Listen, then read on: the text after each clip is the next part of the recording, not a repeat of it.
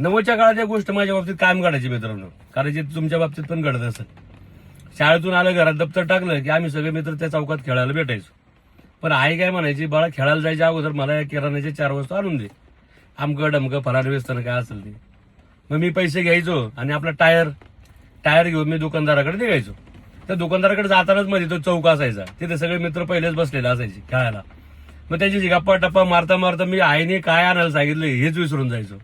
दुकानदार मला परत आईकडे पाठवायचा आणि आईकडे जर रिकाम्या हाताने गेलं एक तर आईचा ओरडा खावा लागायचा, नाही तर मार खावा लागायचा.